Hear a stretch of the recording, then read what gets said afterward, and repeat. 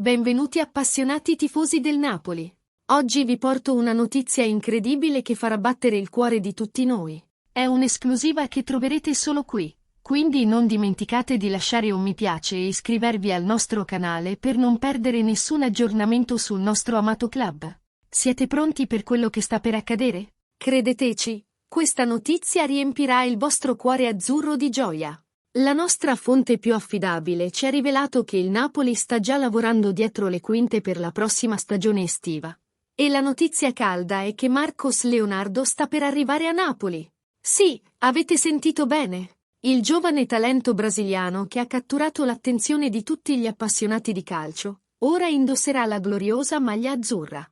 Il Napoli è in procinto di accogliere uno dei maggiori talenti emergenti nel mondo del calcio. Marcos Leonardo, noto per la sua incredibile abilità, velocità e capacità realizzativa, sta per raggiungere il Napoli nella prossima stagione. Questo attaccante promettente, che brilla nel Santos in Brasile, diventerà ora parte fondamentale della nostra squadra.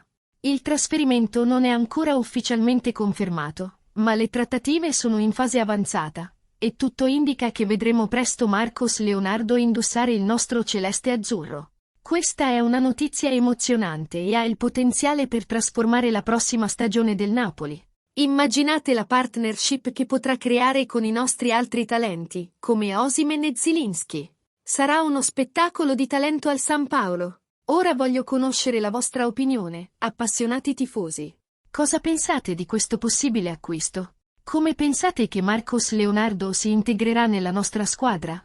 Lasciate i vostri commenti qui sotto e discutiamo di questo argomento emozionante. E non dimenticate di lasciare un mi piace per dimostrare l'amore per il Napoli e iscrivervi al canale per rimanere informati su tutte le novità e notizie esclusive sul nostro club. Insieme siamo più forti, e sosterrà il Napoli in ogni passo di questa emozionante avventura.